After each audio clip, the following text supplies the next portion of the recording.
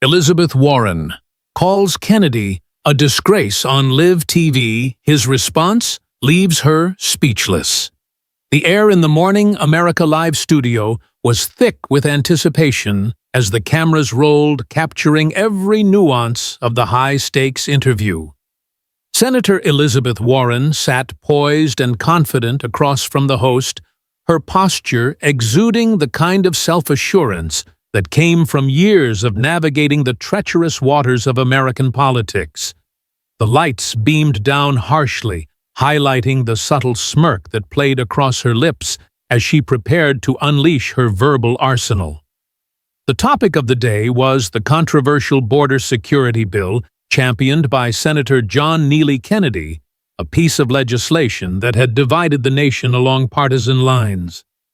Warren, never one to mince words, leaned forward slightly, her eyes locking onto the camera as if addressing the entire country directly. "Senator Kennedy," she began, her voice sharp and laced with disdain, "is nothing short of a national disgrace. He's using his position in the Senate to push this so-called big, beautiful bill that's riddled with personal agendas, not the public interest. This legislation isn't about protecting America.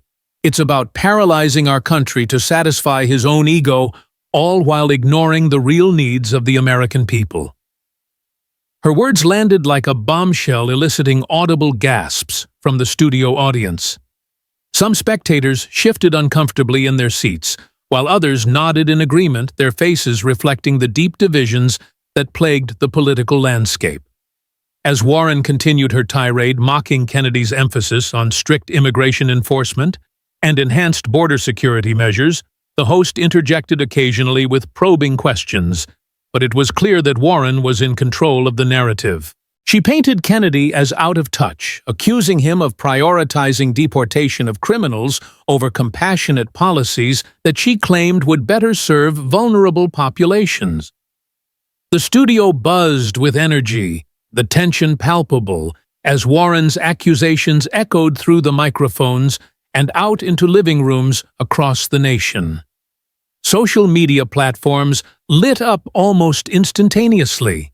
Tweets flooded in hashtags like #NationalDisgrace and #WarrenvsKennedy, trending within minutes. Comments ranged from fervent support for Warren's bold stance to outraged defenses of Kennedy's bill, which proponents argued was essential for protecting American jobs and communities from the influx of undocumented immigrants involved in criminal activities. News outlets picked up the soundbite, replaying Warren's declaration on loop, fueling debates in coffee shops, offices, and online forums. The phrase "national disgrace" became a rallying cry for critics and a point of contention for supporters, dividing public opinion even further. Unbeknownst to Warren and the production team, Senator John Neely Kennedy was tuned into the broadcast from the quiet confines of his private office in the Capitol building. Seated at his desk, surrounded by stacks of legislative documents and framed photographs of Louisiana landscapes, Kennedy watched the screen with a focused intensity. His hands, usually animated during debates, rested steadily on the armrests of his chair, not trembling from fear, but from a building determination that simmered beneath his calm exterior.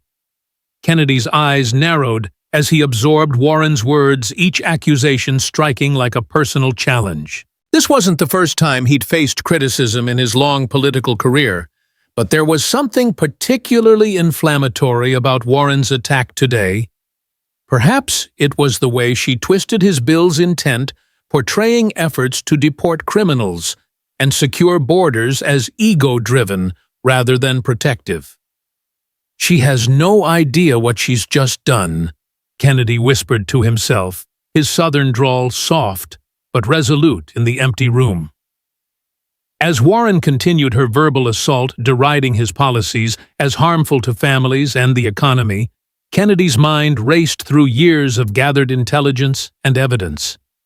He thought back to the whispers he'd heard in committee meetings, the anonymous tips from whistleblowers, and the painstakingly compiled dossiers on alleged corruption within certain political circles. Warren's name had surfaced more than once in connection to questionable activities, funding streams that led to offshore accounts, ties to organizations facilitating illegal immigration for personal gain, and charities that seemed more like fronts for amassing wealth than genuine philanthropic efforts. Kennedy's bill on border security wasn't just legislation.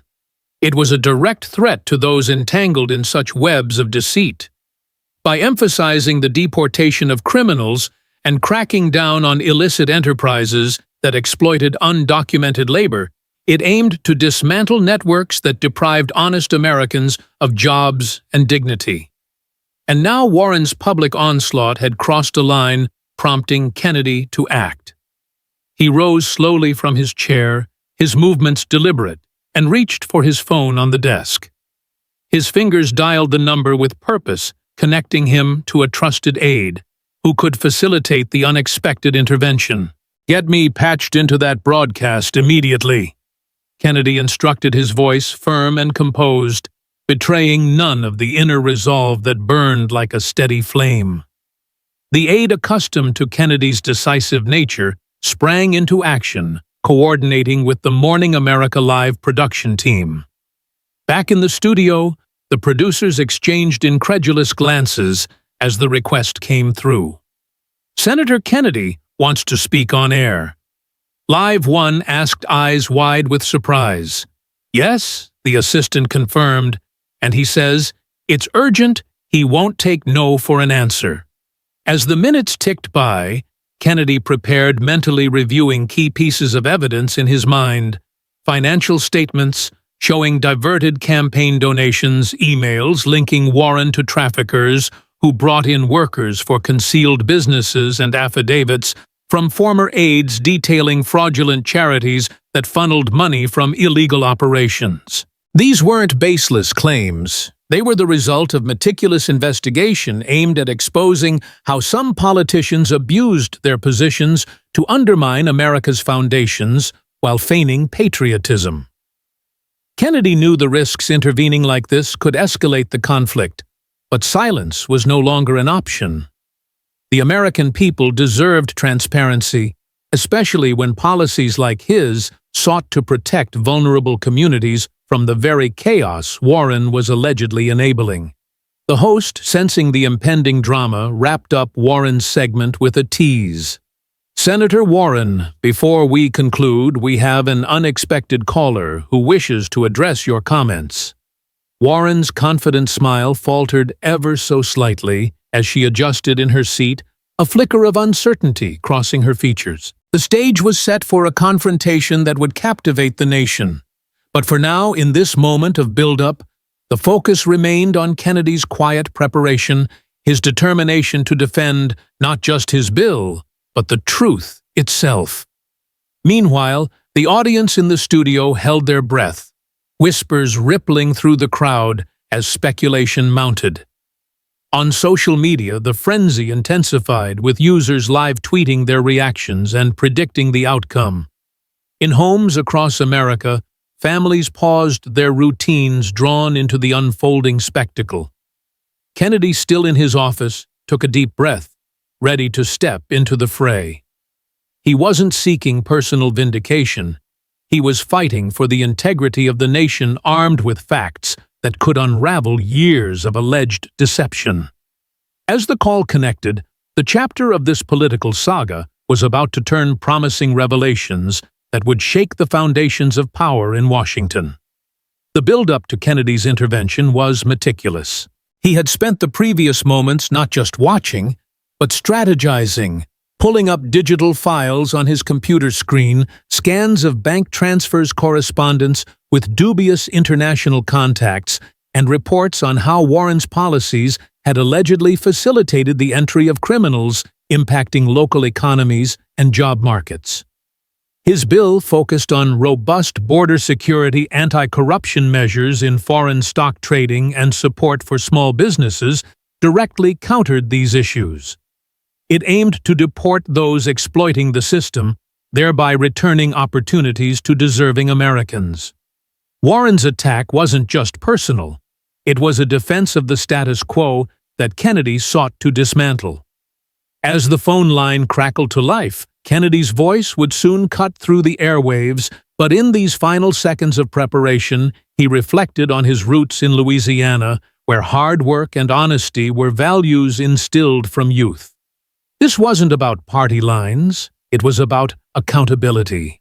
The evidence he held could expose Warren's involvement in immigration-related corruption and financial improprieties linking her to enterprises that profited from illegal labor while depriving citizens of fair wages.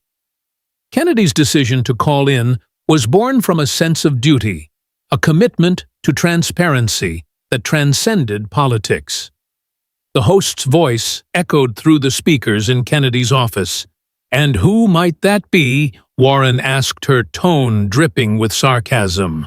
Kennedy leaned into the phone, his response poised on the tip of his tongue, ready to unleash the truth that would leave the senator and the nation reeling. As the dust settled from the explosive on-air confrontation, Senator John Neely Kennedy returned to his Capitol office, the echoes of the studio audience's chants still ringing in his ears. He had stepped into the fray not out of anger, but with a steadfast commitment to truth, knowing that the revelations he'd unleashed would ripple far beyond the broadcast. Kennedy's calm demeanor during the call had been no accident. It was the product of years spent honing his skills as a defender of American values, always prioritizing facts over fury. Now, as he sat at his desk reviewing the digital trail of evidence he'd dispatched to journalists nationwide, he felt a quiet satisfaction. The files, meticulously compiled over months, included irrefutable financial records showing Senator Warren's alleged diversion of campaign funds to offshore accounts, emails linking her to shadowy networks that facilitated illegal immigration for profit, and affidavits from whistleblowers detailing how her so-called charities served as fronts for personal enrichment. These weren't wild accusations, they were grounded in documented transactions that painted a picture of systemic abuse where power was wielded not for the people, but against them. Kennedy's legislation on border security was at the heart of it all. Designed to strengthen America's defenses against criminal elements crossing unchecked, it emphasized deporting those who exploited the system, thereby safeguarding jobs for hard-working citizens and restoring dignity to communities ravaged by illicit enterprises. But Warren's attack had revealed her vulnerability.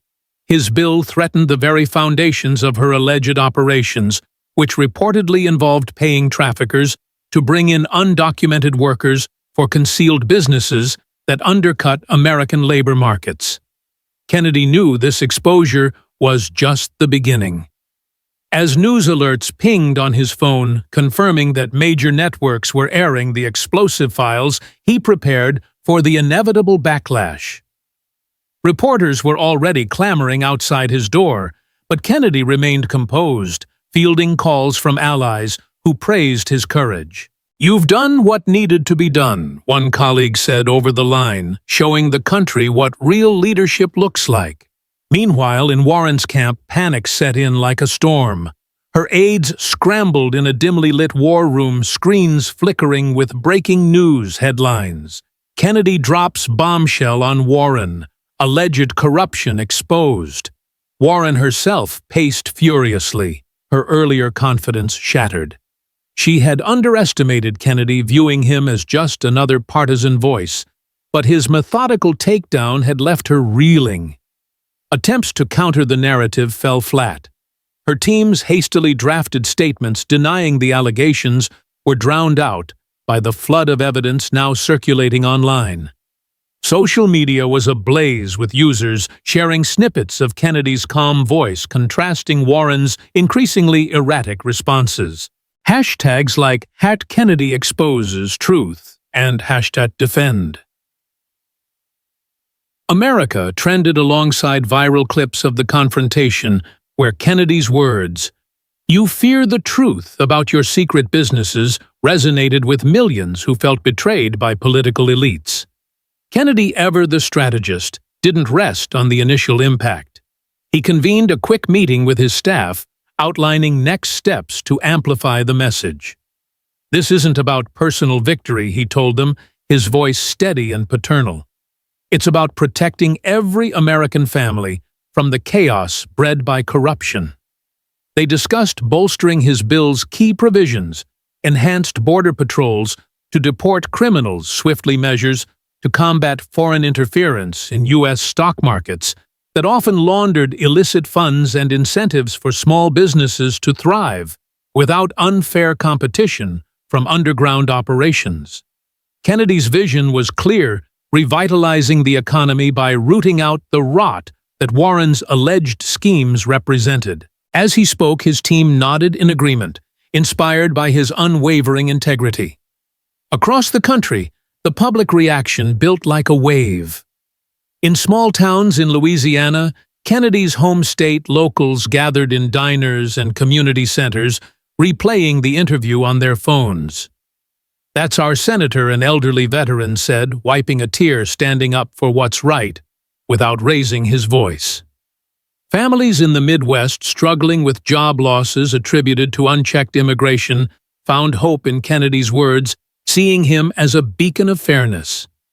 Even in urban areas where debates on immigration were heated, many appreciated his focus on targeting criminals rather than broad sweeps emphasizing protection over division. News pundits dissected the exchange, with some calling it a turning point in political accountability. Kennedy didn't just respond. One commentator noted, he educated the nation on the real threats lurking in the shadows. Warren, sensing the tide turning, attempted a damage control interview on a rival network that evening. Seated under bright lights, she tried to regain her footing, dismissing Kennedy's claims as fabricated smears designed to distract from his extreme policies. But her voice lacked its usual firecracking under the weight of scrutiny. Viewers weren't convinced. The evidence Kennedy had released was too compelling, with financial experts already verifying the offshore transfers and email chains. Warren's allies in Congress distanced themselves, subtly issuing vague statements about the need for investigations without endorsing her defense. Back in his office, Kennedy monitored the developments not with glee, but with a sense of responsibility. He knew the road ahead would be fraught, legal challenges, media backlash, but his resolve was ironclad. As night fell over Washington, Kennedy stepped out for a brief walk on the Capitol grounds, the cool air clearing his mind. He reflected on the day's events, recalling the letter from Carla that had moved him deeply during the call.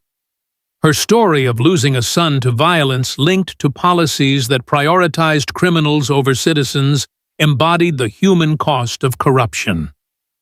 Kennedy's bill aimed to prevent such tragedies by enforcing laws that protected communities and ensured opportunities for all.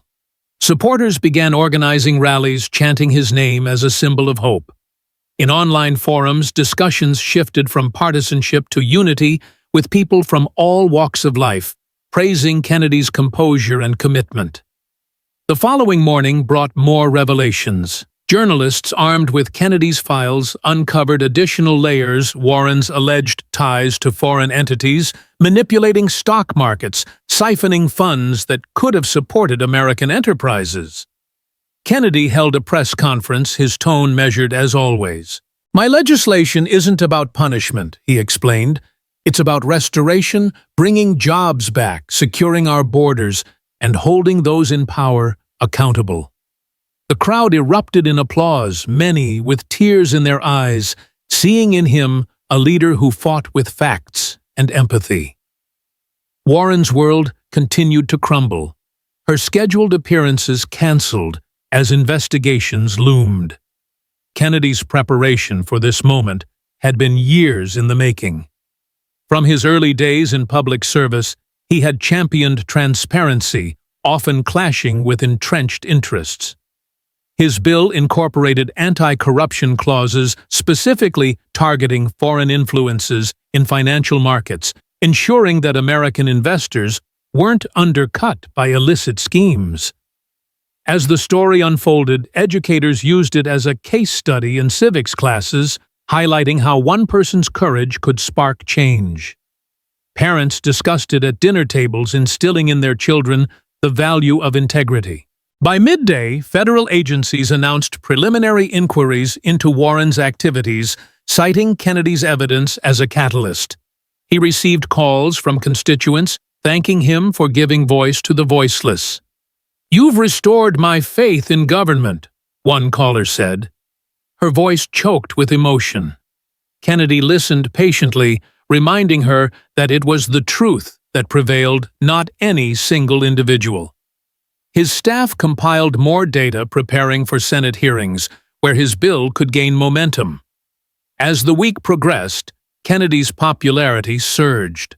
Polls showed broad support for his policies, with Americans appreciating his focus on practical solutions, deporting criminals to reduce crime, protecting stock markets from foreign manipulation, and bolstering small businesses hit hard by unfair competition. Warren, isolated, faced mounting pressure to resign. Her once formidable presence diminished. Kennedy, however, remained humble, crediting the American spirit for the shift. In quiet moments, Kennedy pondered the broader implications. His initial response had evolved into a movement inspiring others to demand accountability. Communities organized watch parties for his speeches, where he elaborated on the bill's benefits: safer streets, stable economies, and a level playing field. Tears flowed as people shared stories similar to Carla's, finding solace in Kennedy's advocacy. This closed with Kennedy addressing a gathered crowd outside the Capitol.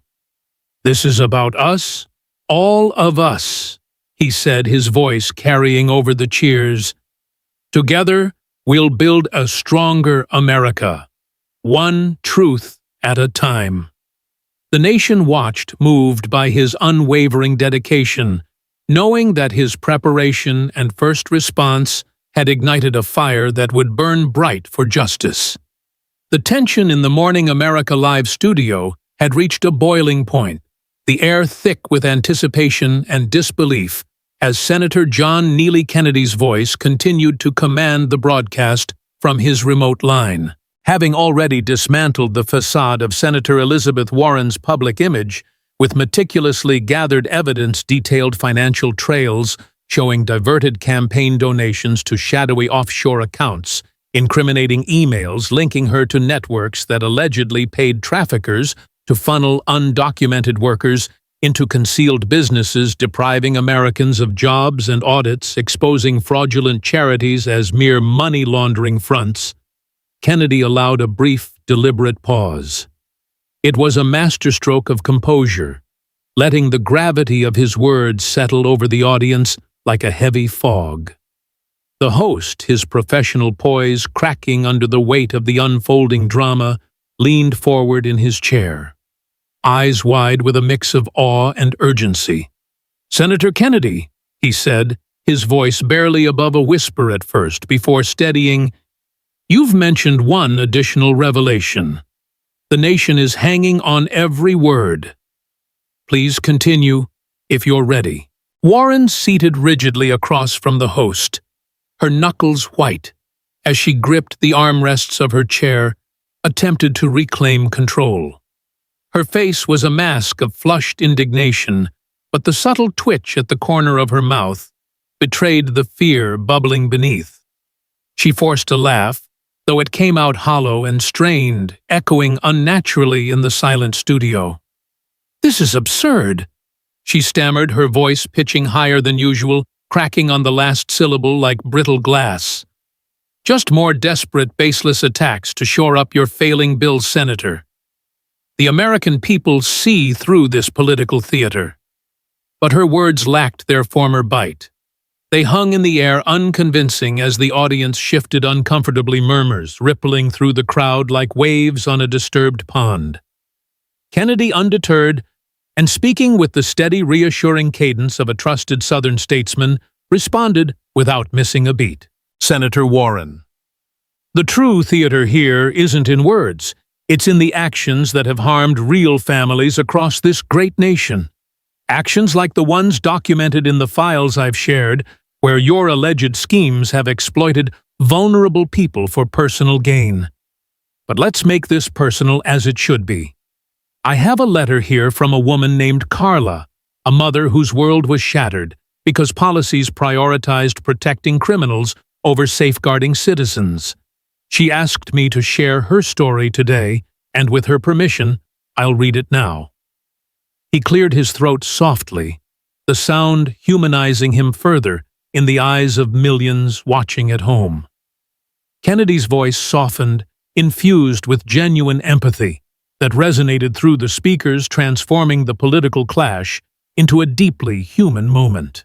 Dear Senator Kennedy, he began reading slowly to let each word land. I never thought I'd write to a politician, but after losing my son to senseless violence last year, violence caused by an undocumented criminal who slipped through our borders under failed enforcement, I can't stay silent. My boy was just 22, full of dreams, working hard to build a life in our small town. But the chaos from unchecked immigration, the kind tied to the very networks you've exposed, took him from me. Policies that put profits and power over people allowed this to happen. Your bill gives me hope. It promises to deport those criminals, secure our communities, and protect jobs so families like mine can heal. Please fight for us. Signed, Carla. As Kennedy finished, a profound hush fell over the studio, broken only by the soft sniffles from audience members wiping tears from their cheeks. The host sat stunned, his mouth slightly agape, while cameras captured close-ups of faces in the crowd.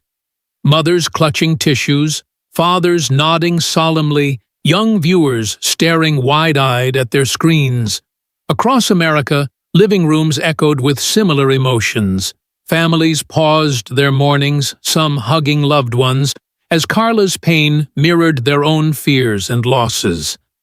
Social media ignited anew, with users sharing the letter's excerpts alongside heartfelt messages.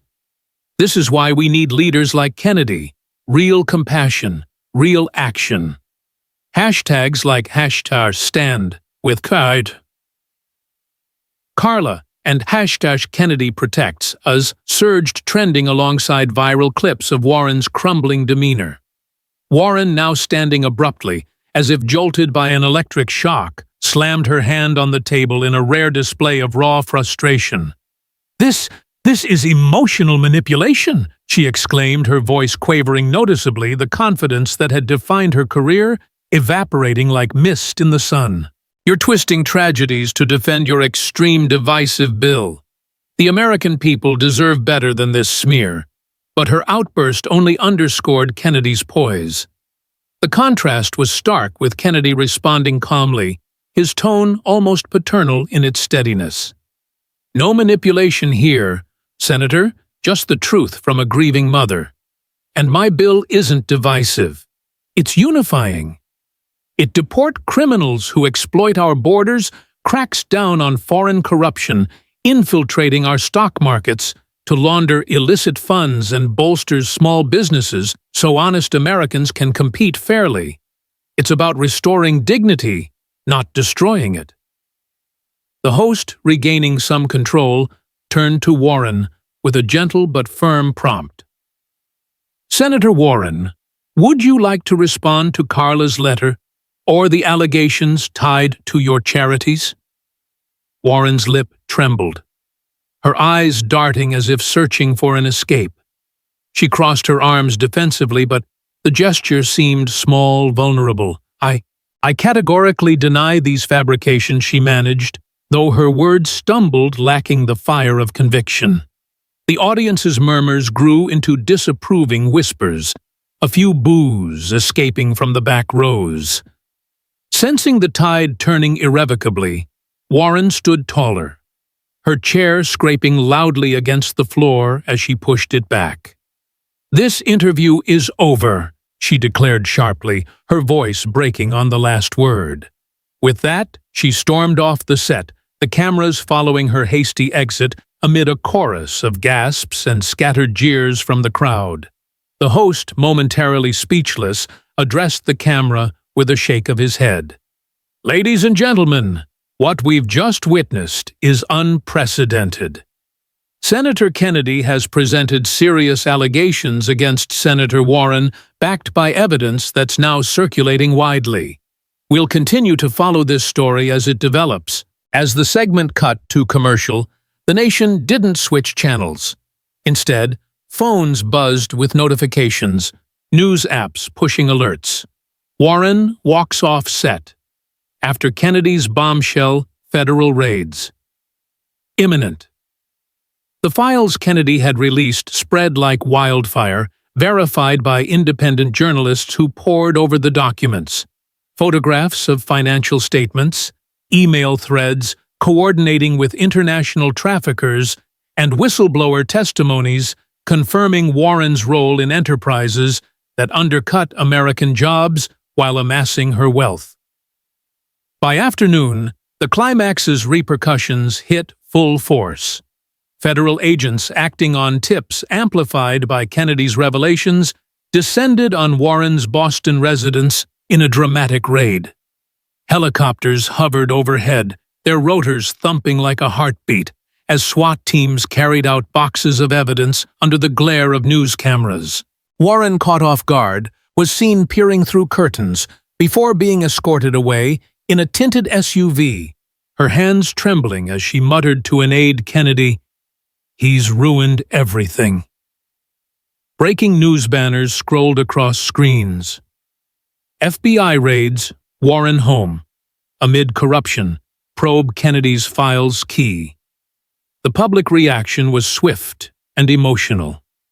Crowds gathered outside government buildings chanting USA, USA in support of Kennedy, many holding signs reading "Truth wins" and "Protect our borders." Kennedy, emerging from his Capitol office to a throng of reporters, held an impromptu press conference, on the steps his presence commanding respect. Flanked by supporters waving American flags, he spoke with humble determination. Today isn't about victory over one person, it's about justice for all.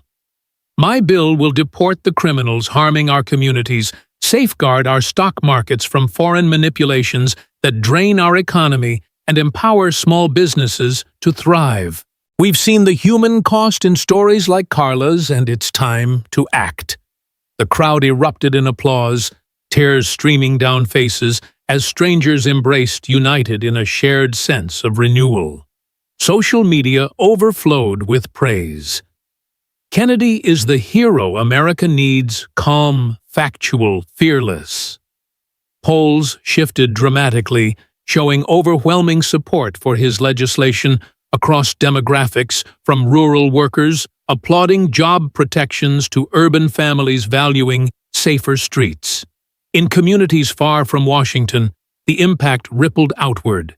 In a Louisiana diner, patrons replayed the confrontation on their phones, an elderly veteran raising a glass. That's integrity right there. Kennedy fights for us without the drama.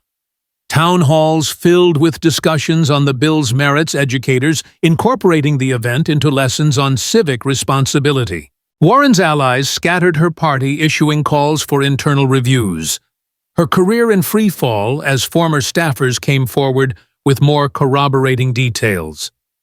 As evening fell, Kennedy visited a victims' support group, listening to stories mirroring Carla's, his presence offering solace. "You're not alone," he assured them. "We're rebuilding America, one truth at a time." The nation watched, inspired by his unwavering stand. The climax, not just a political win, but a catalyst for change. In the wake of the dramatic raid on Senator Elizabeth Warren's Boston home, where federal agents carted away boxes brimming with documents, under the relentless glare of news helicopters and camera flashes, the nation held its collective breath. The evidence unearthed financial ledgers, confirming offshore diversions of campaign funds, encrypted emails tying her to international traffickers who allegedly smuggled workers for her hidden enterprises, and ledgers from phony charities that had siphoned millions while claiming to aid the vulnerable, painted a damning portrait of abusive power. Warren, once a formidable force in the Senate, with her sharp rhetoric and progressive crusades, now found herself isolated in a cold interrogation room, staring at her reflection in the one-way mirror. Her hands, no longer steady, trembled as she muttered bitterly to her lawyer Kennedy. He orchestrated this downfall. But deep down, as the weight of the investigations pressed in, Warren knew the truth. Her actions had caught up with her. Former allies distanced themselves like ships fleeing a storm party, leaders refusing her calls and issuing statements that condemned corruption without naming her directly. Sponsors pulled funding from her initiatives, and her campaign headquarters, once buzzing with energy, fell silent as staffers jumped ship. The following day, Warren emerged from seclusion to face a barrage of reporters outside a federal courthouse, her head bowed low under the weight of flashing bulbs. Dressed in a subdued gray suit, far from her usual vibrant attire, she stepped to a makeshift podium, her voice quavering as she addressed the nation for what many sensed would be her final public statement in power. I made mistakes. She stammered, tears glistening in her eyes for the first time in public memory. In my zeal to advocate for what I believed was right, I crossed lines that should never be crossed. The allegations, while I dispute some, have revealed lapses in judgment that I deeply regret. Effective immediately, I am stepping down from my Senate seat to allow for a full investigation and to reflect on my service. The admission sent shockwaves through political circles. It wasn't a full confession, but it was close enough to seal her fate. Her career, built on decades of fighting for consumer rights and economic reform, collapsed like a house of cards, her name now synonymous with the very hypocrisy she had once railed against. Supporters who had idolized her felt betrayed, while critics nodded grimly, seeing it as a long-overdue reckoning. Warren retreated into private life, her world reduced to legal battles and quiet introspection, a stark contrast to the spotlight she had commanded. Meanwhile, Senator John Neely Kennedy emerged as a beacon of resilience and reform, his popularity soaring to unprecedented heights. In the days following Warren's resignation, Kennedy took to the Senate floor for a series of impassioned yet measured speeches, drawing packed galleries and record viewership online. Standing tall at the podium, his Southern accent lending a folksy authenticity to his words, he addressed not just his colleagues, but the American people directly.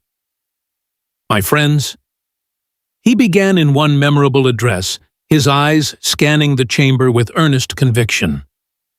What we've witnessed isn't just the fall of one individual, it's a wake-up call for all of us in public service. We've seen how power, when unchecked, can erode the very foundations of our democracy. My bill on border security isn't about punishment or division, it's about restoration.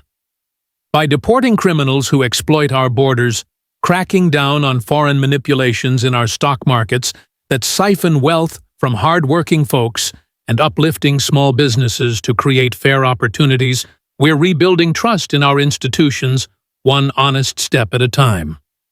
Kennedy's messages resonated deeply, transcending party lines. He toured community centers and town halls across Louisiana and beyond, sharing stages with everyday Americans like Carla, whose letter had become a symbol of the human stakes involved. In a packed auditorium in Baton Rouge, Kennedy stood beside her as she spoke through tears, recounting her loss and praising his unwavering stand. Senator Kennedy didn't just expose the truth. Carla said, her voice steadying with resolve, he reminded us that leadership means putting the nation first, not personal gain. Kennedy, humble as ever, deflected the applause back to the crowd. This victory belongs to you, the citizens who demand better. It's a reminder that integrity isn't optional in politics.